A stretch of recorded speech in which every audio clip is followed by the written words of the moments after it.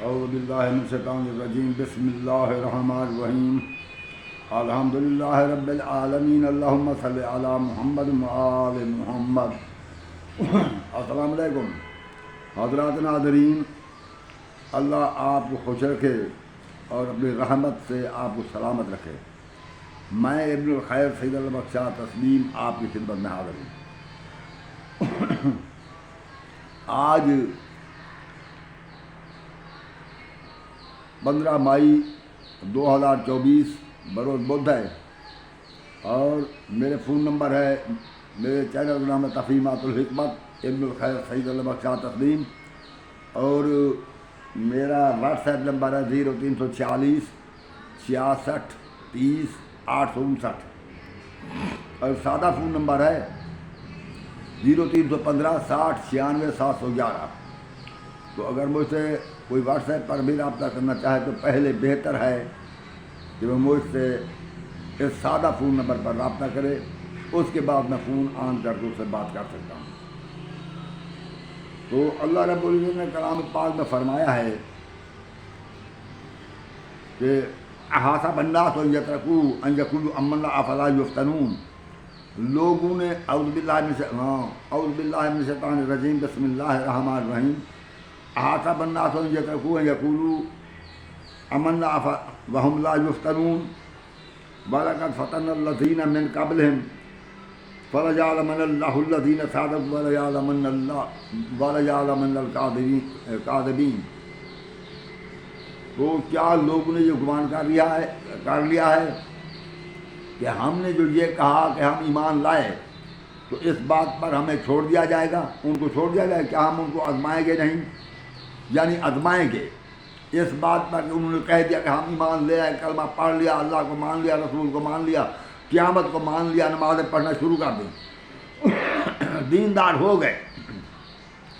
اللہ فرماتے ہیں اس بات پر ان کو نہیں چھوڑ دیا جائے گا بلکہ ان کی آزمائش کی جائے گی، اور تاکہ کیونکہ اللہ کی یہ سنت ہے، اس کا یہ قانون ہے، وہ ایمانداروں کو آزماتا ہے۔ اللہ فرماتے ہیں وَلَقَدْ فَتَنَّا الَّذِينَ مِن قَبْلِهِمْ، ان سے پہلے لوگوں کو بھی آزمایا تھا ہم نے۔ فَلْيَعْلَمَنَّ اللَّهُ الَّذِينَ صَدَقُوا، تاکہ اللہ یہ معلوم کر لے کون ہیں سچے مومن، وَلَيَعْلَمَنَّ الْكَاذِبِينَ، اور اللہ جھوٹوں کو بھی دیکھ لے، پھر جھوٹوں کو اور سچوں کو الگ الگ کر دے، تاکہ سچوں کی بخشش ہو، جھوٹوں کو باوجود اقرار کے کہ ہم ایمان لے جہنم داخل کیا جائے گا۔ تو یہ اللہ کی سنت ہے کہ اللہ ایمان والوں کو ایمان لانے کے بعد ان کی آزمائش کرتا ہے۔ تو اللہ نے حضرت موسیٰ کی قوم کی بھی آزمائش کی۔ اللہ نے قرآن مجید کی، یہ میں نے جو پہلے آیات پڑھی ہے، یہ سورۃ عنکبوت کی پہلی سمجھو یا الف لام میم کے بعد پھر پہلی 2 آیات، ویسے نمبر ان کا 2 اور 3 ہے، یہ آیات میں شروع عنکبوت شروع سورت میں جو 2 آیات میں نے پڑھی ہیں، کہ اللہ فرماتے ہیں کہ ہم ان لوگوں کو اس وقت اس لیے نہیں چھوڑ دیں گے کہ انہوں نے کہا کہ ہم ایمان لے آئے، بلکہ ان کی آزمائش کریں گے۔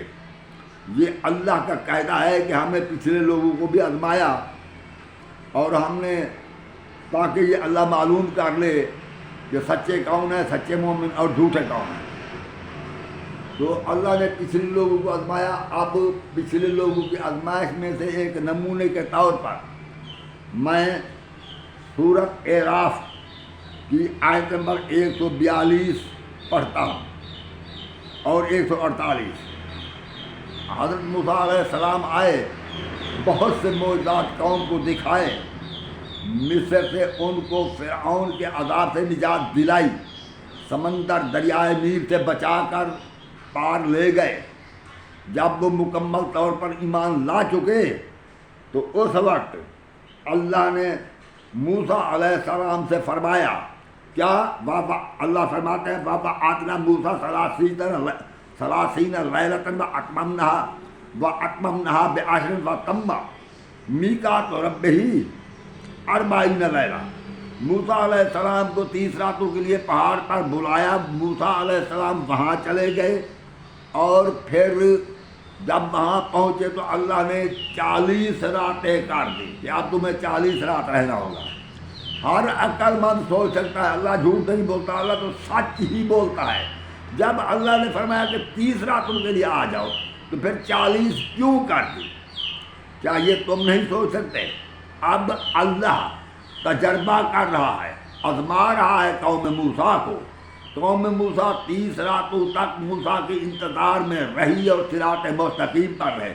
جو 10 راتیں موسیٰ نے اوپر لگائی تو قوم موسیٰ نے سوچا موسیٰ نے کبھی جھوٹ تو نہیں بولا تھا، اس نے فرمایا تھا میں 30 راتوں کے لیے جا رہا ہوں، اب راتیں 30 سے اوپر ہو چلی ہے، موسیٰ نہیں ہے، شاید موسیٰ علیہ السلام وفات پا گئے۔ اس لیے اقتدار کے ایک لالچی سامری نے ایک بچھڑا بنایا اور یہ اب اس بچھڑے میں آواز پیدا ہوئی تو لوگوں نے ہارون کو چھوڑ دیا۔ تو تو میں آیت ادھوری پڑھ رہا تھا، وَبَعَثْنَا مُوسَىٰ ثَلَاثِینَ لَیْلَةً وَأَتْمَمْنَاهَا بِعَشْرٍ فَتَمَّ مِیقَاتُ رَبِّهِ 40 لَیْلَةً وَقَالَ مُوسَىٰ لِهَارُونَ اخْلُفْنِی فِی قَوْمِی وَقَالَ مُوسَىٰ لِأَخِیهِ هَارُونَ اخْلُفْنِی فِی قَوْمِی وَأَصْلِحْ وَلَا تَتَّبِعْ سَبِیلَ الْمُفْسِدِینَ۔ موسیٰ نے اپنے بھائی ہارون سے کہا تو میرا قائم مقام بن جا اور اصلاح کرتے رہنا، فساد کرنے والوں کی راہ نہ چلنا۔ وہ بھائی دیکھیں موسیٰ کے اصحاب تھے، کیا وہاں فسادی تھے؟ معلوم ہوا فسادی تھے تو وہی اصحاب میں تھے، تو فساد کرنے والوں کی راہ نہ چلنا اور ان کی اصلاح کرتے رہنا۔ اب ہارون مقرر ہو گئے، موسیٰ کے قائم مقام ہو گئے، موسیٰ کے خلیفہ ہو گئے، اور ان لوگوں نے کیا کیا؟ وَاتَّخَذَ قَوْمُ مُوسَىٰ مِن بَعْدِهِ مِنْ حُلِيِّهِمْ جَسَدًا لَّهُ خُوَارٌ، انہوں نے اپنے زیورات سے ایک بچھڑا بنا لیا، اس میں آواز پیدا ہوئی تو وہ اس کے آگے سجدہ ریز ہو گئے اور موسیٰ علیہ السلام کے بھائی کی بات کی، اس کی نصیحت کی کوئی پرواہ نہ کی، بلکہ اسے کہا کہ خبردار خاموش رہو ورنہ ہم تمہیں قتل کر دیں گے۔ جب موسیٰ علیہ السلام آئے انہوں نے دیکھا کہ لوگ بچھڑے کے آگے جھکے ہوئے ہیں، انہوں نے پوچھا ہارون سے کیا تم نے انہیں نصیحت نہ کی تھی؟ تو ہارون نے عرض کی قوم استضعفونی کہ میری قوم نے مجھے کمزور کر دیا تھا، وقادوا یقتلوننی یہ قریب تھا کہ مجھے قتل کر دیتے۔ اب اس میں ہارون کی شکست نہیں ہے۔ جو لوگ یہ کہتے ہیں کیا حضرت علی جو شیر خدا تھے کیا وہ ابو بکر سے کمزور تھے کہ اس نے لڑ کر اپنا حق نہیں لے لیا؟ یہ وہی کہتا ہے جس کا ذہنی تبادل خراب ہو۔ جب اللہ چاہتا ہے آزمائش کرنا چاہتا ہے تو وہ آزمائش کے اسباب اللہ خود پیدا کر دیتا ہے۔ جب 30 راتوں کے لیے موسیٰ کو بلایا، 10 راتیں اور اوپر کیوں اپنے پاس رہنے دیا، رکھ لیا، اور موسیٰ علیہ السلام 10 راتیں اوپر رہے، پھر بچڑا تو بنایا سامری نے، اللہ نے اس میں آواز کیوں پیدا کر دی؟ اب ان کی آزمائش ہوئی، شکست میں وہ رہے جو آزمائش میں ناکام ہوئے۔ حضرت ہارون شکست میں نہیں رہے، حضرت ہارون تو صراط مستقیم پر رہے اور اس کا فرض تھا کہ ان کو امر بالمعروف کریں اور نہی عن المنکر کریں، اس لیے حضرت ہارون ان کو متبادل امر بالمعروف کرتے رہے، نہی عن المنکر کرتے رہے، انہیں بچھڑے کی پوجا سے روکتے رہے، مگر وہ سامری جس نے بچڑا بنایا اس نے طاقت حاصل کر لی اور لوگوں نے کہا اور ہارون کو کمزور کر دیا۔ تو کمزور کر دے نقصان انہوں نے اپنا کیا، یہ اللہ ہی چاہتا تھا تو اس طرح سب کچھ ہوا۔ اسی طرح اب اللہ کا تو وہ وعدہ ہے امت محمد سے کہ تم لوگوں نے ان لوگوں نے جو گمان کر لیا ہے احاطہ بننا تو یترکو یقولو امنا ہم لا یفتنون وہم لا یفتنون، کیا ان لوگوں نے گمان کر دیا کہ ہم اس بات پر چھوڑ دیے جائیں گے کہ ہم نے کہہ دیا کہ ہم ایمان لائے، کیا ہم ان کی آزمائش نہ کریں گے؟ تو آزمائش تو امت محمد کی لازمی تھی، جو سورہ عنکبوت میں اللہ فرما رہے ہیں کہ ہم آزمائش کریں گے، کیونکہ ہم نے پچھلے لوگوں کو بھی آزمایا اور آزما کر دیکھا کہ والا یمن اللہ الذین صدقوا، تاکہ اللہ جان لے کون ہیں جو سچے ہیں۔ وَلَيَعْلَمَنَّ الْكَاذِبِينَ، اور جھوٹوں کو بھی جان لے۔ تو آزمائش تو ضرور تھی، سچوں کو الگ کرنا تھا، جھوٹوں کو الگ کرنا تھا، تو اس لیے اللہ آزمائش چاہتا تھا۔ جب آزمائش چاہتا تھا تو اس وقت جب دین مکمل ہو چکا، حضرت رسول کریم نے غدیر قوم پہ مقام پر اعلان کر دیا کہ اے لوگوں، آج کے دن الیوم اکملت لکم دینکم واتممت علیکم نعمتی ورضیت لکم الاسلام دینا، اور میں آج یہ شروع سورہ مائدہ آیت نمبر 3 ہوگی میرے خیال میں، تو اللہ کے رسول نے فرمایا کہ آج کے دن تمہارا دین مکمل ہو گیا، تم پر اللہ کی نعمت تمام ہو گئی، اور انی ترکت فیکم ثقلین کتاب اللہ من بعد انی ترکت فیکم ثقلین کتاب اللہ و عترت اہل بیتی، میں تمہارے درمیان اللہ کی کتاب اور اہل بیت چھوڑے جا رہا ہوں، ان تمسکوا بہما لن تضلوا بعدی، اگر ان سے تم نے تمسک رکھا میرے بعد گمراہ نہ ہوگے۔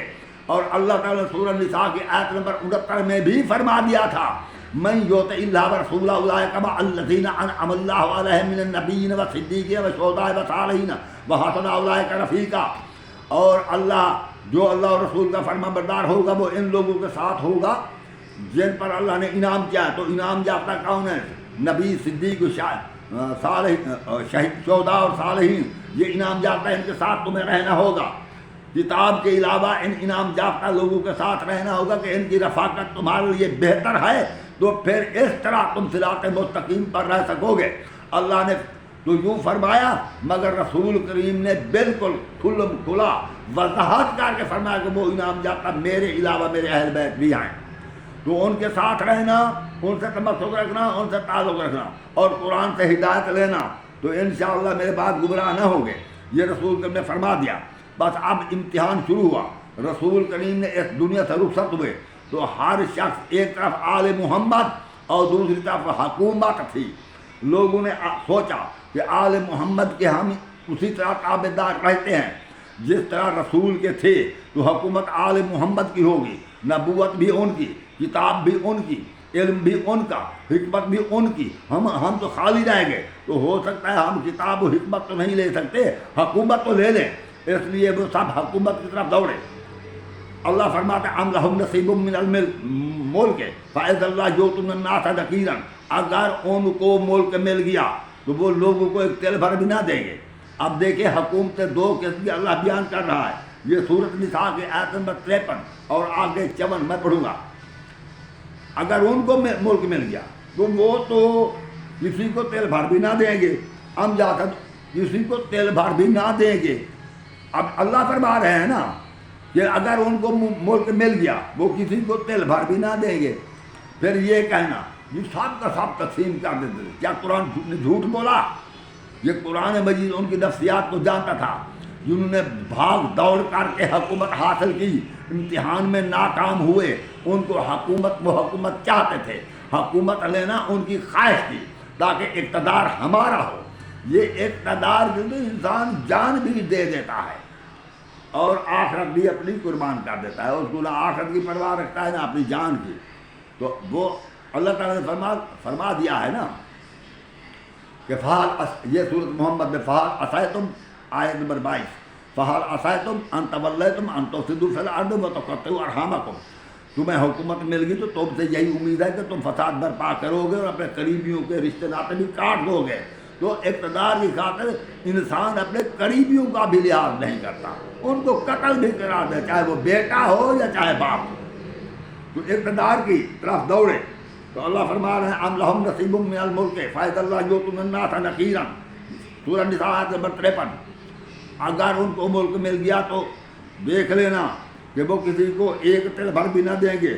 ام یحسدون الناس علی ما آتاہم اللہ من فضلہ، اور لوگ تو حسد کرتے ہیں اگر اللہ کسی پر کچھ اپنا فضل کر دے۔ فقد آتینا آل ابراہیم الکتاب والحکمت وآتیناہم ملکا عظیما، تو ہم نے آل ابراہیم کو کتاب و حکمت اور ملک عظیم عطا فرمایا۔ یہ آل ابراہیم جس کو کتاب و حکمت ملی، ملک بھی انہی کو ملا، یہ نہیں کہ ایک کو کتاب دوسرے کو حکمت تیسرے کو ملک، اس طرح نہیں ہوا۔ جس کو کتاب و حکمت ملی، آپ جان لیں کتاب و حکمت کس کو ملی۔ تو اہل بیت کون ہیں؟ جس وقت آیت تطہیر نازل ہوئی چادر میں 5 تھے نا، وہ 5 حضرت علی، حضرت رسول کریم، حضرت علی، حضرت فاطمہ حسنین شریفین تھے، تو انہی کو کتاب و حکمت و ملک عظیم ملا۔ تو پھر کیا ہوا؟ فَمِنْهُمْ مَنْ آمَنَ بِهِ، اور کچھ تو ان پر ایمان لے آئے، ان کی اس کتاب و حکمت اور ان کی اس سیادت اور ان کی اس رہنمائی و راہبری اور ان کی اس سرداری پر کچھ ایمان لے آئے۔ وَمِنْهُمْ مَنْ صَدَّ عَنْهُ، اور کچھ نے ان کے راہ روکی۔ جس چیز میں کتاب کو نہ روک سکتے تھے، علم کو نہ روک سکتے تھے، حکمت کو نہ روک سکتے تھے، تو کس کو روکا؟ حکومت پر نہ آئیں، حکومت کو روکا۔ تو اگر یہ کامیاب نہ ہوتے تو اللہ بھی فرما دیتا یہ کامیاب نہ ہوں گے، یا نہیں ہوئے یا نہ ہوتے، مگر اللہ نے فرمایا وَكَفَىٰ بِجَهَنَّمَ سَعِيرًا، اس سے معلوم ہوا وہ کامیاب ہو گئے، انہوں نے حکومت حاصل کر لی۔ اب کچھ لوگ کہتے ہیں کہ کیا وجہ ہے علی نے تلوار کیوں نہیں اٹھائی؟ میں تم سے یہ کہتا ہوں، علی حکومت کی خاطر تلوار اٹھانا یا دین میں جبر کرنے کے لیے تلوار اٹھانا، کوڑا اٹھانا، پڑھو کلمہ، نہیں ورنہ تو سر قلم ہوگا، یہ بات دین میں نہیں ہے۔ صرف دین میں امر بالمعروف کرنا ہوتا ہے، صرف حکم کرنا ہوتا ہے، صرف پیغام خدا پہنچانا ہوتا ہے، صرف انہیں دین سمجھانا ہوتا ہے، تلوار نہیں اٹھانی ہوتی، نہ کوڑے اٹھانا ہوتے ہیں۔ تو اس وقت حضرت علی اگر تلوار اٹھاتے تو تم کیا سمجھتے، ہم لوگ کیا سمجھتے کہ راہ کس نے روکی ہے؟ تو ہم یہی سمجھتے حکومت مل گئی اصحاب کو، علی نے اٹھائی تلوار، تو یہ علی ان کی حکومت کی راہ روکنے والا ہے۔ تو قرآن مجید کی روح سے یہ علی علیہ السلام مجرم ہے، یہ نعوذ باللہ من ذالک وَكَفَىٰ بِجَهَنَّمَ سَعِيرًا علی علیہ السلام کے لیے نازل ہوئی ہے۔ تو اب معلوم ہوا اس لیے تلوار علی علیہ السلام نہیں اٹھائی، تاکہ آنے والے لوگ یہ نہ سمجھیں کہ محمد کوئی سچا رسول و نبی نہ تھا، اس نے اسی طرح نبوت کا نعوذ باللہ من ذالک ڈھونگ رچا کر حکومت بنائی، جب اس نے وفات پائی تو اس کے اصحاب و اہل بیت حکومت پر لڑ پڑے۔ رسول کریم نے تو حضرت علی کو خلیفہ کو 18 ذی الحج کو غدیر کے مقام پر بنا دیا تھا، اب صرف اس کو خلیفہ ماننا تھا، خلافت خلیفے خود نہ بننے تھے، یہ اعلان ہو چکا تھا، یہ کوئی بات چھپی نہیں ہے۔ پھر بہانے بنانے، مغالطے پیدا کرنے، سادہ لوگ عوام کو خام خواہ گمراہ کرنا کی ضرورت نہیں ہے، وہ خلیفہ مقرر ہو چکا تھا۔ اب جو علی کو خلیفہ مان لے، علی کی اتباع کرے، علی کے ماتحت رہے، علی اہل بیت بھی ہے تو ان سے تمسک رکھے، علی سے تعلق رکھے، علی سے ہدایت حاصل کرے، علی کا فرما بردار رہے، تو وہ اس میں سے ہوگا۔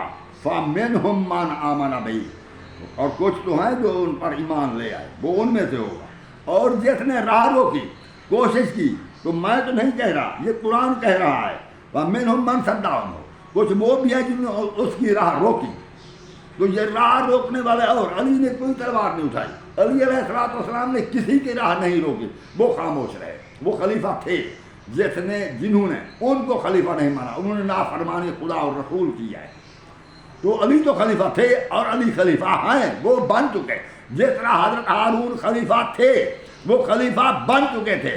اگر قوم نے ہارون کو چھوڑ دیا تو وہ غضب الہی کا نشانہ بنے۔ اسی طرح حضرت ہارون کو حضرت موسیٰ نے خلیفہ مقرر کیا، قوم بچھڑ کے آگے جھک گئی، قوم نے سامری کو بڑا بنا دیا، قوم نے حضرت ہارون کو دھمکی دی تجھے قتل کر دیں گے، خاموش رہو، ہمیں گابے کی پوجا کرنے دو، اس بچھڑے کی پوجا کرنے دو۔ ایسے وہ پتہ نہیں کیا کہتے ہیں بیل کو، وہ اس کی بکر کہتے ہیں، اس کی پوجا کرنے دو، اس بیل کی۔ تو انہوں حضرت ہارون کو کمزور کر دیا، اس کو چھوڑ گئی قوم، زیادہ ادھر ہو گئے، حضرت ہارون کے ساتھ تھوڑے تھے۔ تو اس طرح موسیٰ کی قوم گمراہ ہوئی، حضرت ہارون کو کوئی شکایت نہیں، شکایت تو ان کو ہوئی جنہوں نے دین و دنیا میں تباہ ہو گئے بچڑے کے آگے جھک کر، شکایت تو ان کو ہوئی۔ تو حضرت ہارون تو جو اپنے مشن پر تھے وہ قائم رہے، اس نے اپنا مشن چھوڑا نہیں، وہ اپنے ارادے سے باز نہیں آئے، مگر انہوں نے حضرت ہارون کی حکمت اور علم سے، پاکیزگی سے، طہارت سے ہدایت سے کوئی فائدہ اٹھایا نہیں تو یہ قصور قوم کا ہے، ہارون کا نہیں۔ اسی طرح رسول کریم نے خلیفہ بنا دیا، جس نے حضرت علی علیہ السلام کے علم و حکمت سے فائدہ نہیں اٹھایا اور جس نے حضرت علی کی اطاعت نہیں کی تو نقصان انہوں نے اپنا کیا ہے۔ انہوں نے نافرمانی خدا اور رسول کی ہے، اور اللہ کے رسول تو بنا دیا تھا، وہ خود بن گئے اور انہوں نے حضرت علی کی خلافت کی حکومت کی راہ روکی۔ جب انہوں نے راہ روکے وہ خود بڑے بن گئے، پھر انہوں نے دین میں تبدیلیاں شروع کر دی جن کو ابلیات کہتے ہیں، وہ بھی شروع کر دیا تو ایک علیحدہ امت بنا دی۔ جب امت 200 حصوں میں تقسیم ہوئی تو پھر لڑائی شروع ہو گئی۔ تو یہ فرما تو اللہ رہا ہے، میں نے تو یہ آیات نازل نہیں کی ہیں، بکفا بے جہنم سعیرا، اور جہنم کی آگ کافی ہے۔ تو اس لیے یہ امتحان ہوا، بھائی حضرت علی کمزور نہ تھے، اگر حضرت علی تلوار اٹھاتے تو وہ ان لوگوں میں سے ہوتے جن کے متعلق اللہ نے فرمایا۔ ہمیں تو اشتباہ پیدا ہو جاتا نا کہ دیکھیں خلیفہ تو وہ بن گئے، لوگوں نے اسے چن لیا، حضرت ابو بکر خلیفہ بن گئے، لوگوں نے خلیفہ بنا دیا، اب علی ان کی راستہ روکتا رہا۔ اگر علی شہید بھی ہو جاتا تو ہم یوں کہتے کہ یہ راستہ روکنے والا تھا، یہ خلافت برحق کو نہ مانتا تھا بلکہ خلافت برحق کا راستہ روکنے والا تھا۔ اگر وہ مارے جاتے تو آج کے لوگ کہتے وہ تو شہید ہو گئے، کیونکہ یہ تو ان کی اطاعت کر چکے تھے، ان کی بیعت کر چکے تھے، ان کے ساتھ ہو چکے تھے۔ یہ بڑا اشتباہ پیدا ہوتا تھا۔ اگر علی علیہ السلام ان کو قتل بھی کر دیتے اور حکومت بھی لے لیتے تب بھی وہ لوگ راہ راست پر آنے والے نہ تھے، علی کو وہ تسلیم نہ کرتے، کیونکہ ان کی بیعت وہ کر چکے تھے۔ یہ انسان کی انا ہوتی ہے، جو کو وہ سمجھ لیتا ہے، جو جس بات پر وہ قائم ہو جاتا ہے اس کو جلدی سے چھوڑنے والا نہیں ہوتا۔ یہی ایک انا، دوسرا یہ کہ شخصیت پرستی یا والدین کی اتباع، یہی وجہ ہے کہ لوگ راہ راست پر نہیں تھے۔ وہ کہتے ہیں ہمارے باپ دادا کوئی غلط تھے، کیا ہم اب تک غلط ہیں؟ اور اکثریت پرستی ہیں لوگ، کیا یہ اکثر لوگ غلط ہیں؟ حالانکہ اللہ فرماتے ہیں وَلَٰكِنَّ أَكْثَرَهُمْ لَا يَعْلَمُونَ، اور لیکن اکثر لوگ کچھ نہیں جانتے، مگر اس کے قرآن کے کہنے کے باوجود یہ اکثریت کے ساتھ ہیں۔ تو قرآن فرما رہا ہے، ہم دو حکومتیں قرآن بیان کر رہا ہے، آخر دونوں حکومتیں تو وجود میں نہیں آئی نا۔ ہم لہم نصیب من الملک فائد اللہ جو تم نے ناتا کہ ان کی حکومت قائم ہو گئی تو لوگوں کو ایک تل بھر بھی نہ دیں گے۔ اور ہم جاتا تو الناس علی ما آتاہم اللہ من فضلہ فقط آتینا آل ابراہیم الکتاب والحکمت وآتیناہم ملکا عظیما، ہم نے آل ابراہیم کو کتاب و حکمت اور ملک عظیم عطا فرمایا۔ لوگ حسد کرتے ہیں تو حسد کس کے ساتھ کیا گیا؟ ان کے ساتھ کیا گیا جن پر کتاب و حکمت نازل ہوئی تھی۔ ملک عظیم بھی اللہ نے انہی کو دیا، اور ملے گا، ملک عظیم بھی ملے گا۔ تمہیں کیا علم ہے کہ نہیں ملے گا؟ تو اللہ نے فرما دیا ہے کہ ہم ایک وقت، وہ سورت نور کی آیت نمبر 55 میں نہیں ہے کہ والا جو بدل اللہ من بعد خوف معاملہ، ہم ان کے خوف کو امن میں، اپنے خلفاء کے خوف کو امن میں تبدیل کریں گے، انہیں حکومت دیں گے، وہ حکومت پر آئیں گے، وہ امن میں رہیں گے۔ یہ بعد کی بات ہے، وہ ان کو ملک عظیم ملے گا۔ ملک عظیم انہی کا ہے، حضرت رسول کریم کا، حضرت رسول کریم کا، حضرت علی اور اس سے لے کر حضرت علی سے امام مہدی تک، یہ جو 13 معصوم ہے، ملک عظیم انہی کا ہے۔ اور یہ پھر واپس آئیں گے رجت میں۔ میں انشاءاللہ العزیز رجت کے بارے پہلے بھی بیان کر چکا ہوں، پھر بیان کروں گا۔ یہ رجت کا ذکر قرآن مجید میں بھی ہے اور تورات اور انجیل میں بھی ہے، مگر مولوی کب مانے؟ جب تورات اور انجیل کو یہ پڑھتا نہیں، قرآن کو یہ سمجھتا ہے تو راستے روکتا ہے، لوگوں کو بھی نہیں سمجھتا، یہ خود بھول بھلیاں قرآن میں مغالطے پیدا کرتا ہے مولوی۔ سیدھی سادھی آیت کے معنی کہتا ہے تمہیں کوئی علم نہیں، معنی اس کے اس طرح بنتے ہیں، حالانکہ یہ یا تو مولوی ہے فارغ عقل سے، یہ جانتا کچھ نہیں، اگر جانتا ہے تو یہ تسلیم نہیں کرتا۔ تو ملک عظیم بھی انہی کا ہے، مگر کچھ لوگ تھے راہ روکنے والے، انہوں نے راہ روکی اور راہ روکنے میں کامیاب ہوئے، اس لیے اللہ نے فرمایا وَكَفَىٰ بِجَهَنَّمَ سَعِيرًا، ان کو جہنم کی آگ کافی ہے۔ تو حضرت علی کمزور نہ ہوئے۔ حضرت علی کمزوری کا مقصد یہ ہے، یعنی اس نے شکست نہیں کھائی، اس نے لڑنا نہ تھا، رسول نے اسے روکا، اللہ نے روکا۔ وہ کیوں روکا؟ بھئی ایک باز کو ہم شکار کرنے کے لیے سکھلاتے ہیں، پہلے تو اس کے ساتھ ڈوری باندھتے ہیں، وہ پرندے کے پیچھے اسے اڑاتے ہیں، جب تک ڈوری جاتی ہے ٹھیک جب ڈوری ختم ہونے لگتی ہے اسے آواز دیتا ہے واپس آ جاؤ، وہ نہیں آتا ہے، ڈوری کو سے بندھا ہوتا ہے تو وہ زمین پر گر جاتا ہے، پھر اڑ کر واپس آتا ہے۔ اور جس وقت وہ پوری طرح ہم اسے سدھا لیا جاتا ہے پھر ڈوری نہیں ہوتی، پھر اسے چھوڑ دیا جاتا ہے، وہ پرندہ پکڑ کر وہیں بیٹھتا ہے یا اٹھا کر مال کے پاس لے جاتا ہے۔ اسی طرح اللہ تعالیٰ بھی لوگوں کو پہلے دین اسلام سکھاتا ہے، تعلیم دیتا ہے، تربیت دیتا ہے، پھر جب وہ آزمائش کرتا ہے تو آزمائش کے اسباب پیدا کرتا ہے خود۔ جیسے موسیٰ کی قوم کے لیے موسیٰ کو روک لیا طور پر اور ان کو بچڑا بنانے کا خیال دیا اور بچڑے میں آواز پیدا کر دی، اسی طرح اللہ راستے کھلے چھوڑتا ہے تاکہ جو اللہ کے راستے کو چھوڑنا چاہتا ہے وہ چھوڑ دے، جبر نہیں کرتا۔ تو اس طرح رسول کریم کے بعد حضرت علی کو حکم تھا خاموش رہنا، میں نے تجھے، رسول نے فرما دیا تھا میں نے تجھے خلیفہ مقرر کر دیا ہے، جو میرا فرما بردار ہوگا تجھے خلیفہ تسلیم کرے گا، جو تسلیم نہ کرے وہ میرا نافرمان ہوگا، بس تو نے لڑنا نہیں ہے۔ تو حضرت علی خاموش رہے، کوئی جدھر گیا اس کی مرضی ہے، کیونکہ راستہ کھلا چھوڑ دیا گیا تھا، تو اس لیے مارکا گمراہ ہو گئے۔ تو میں اس پر اگر سمجھ سکیں ان آیات پر پھر غور کر لینا، یہ سورۃ عنکبوت کی پہلی 2 آیات اور سورۃ نساء کے آیت نمبر 53، 54، 55 ان آیات پر غور کرنا اور دیکھ لینا کہ، اور پھر سورۃ اعراف کی آیت نمبر 142 بھی دیکھ لینا، 142 اور 148 تک، تو آپ کو سب کچھ معلوم ہو جائے گا۔ اگر آپ سمجھتے ہیں تو قرآن میں ہدایت کافی ہے۔ السلام علیکم ورحمۃ اللہ۔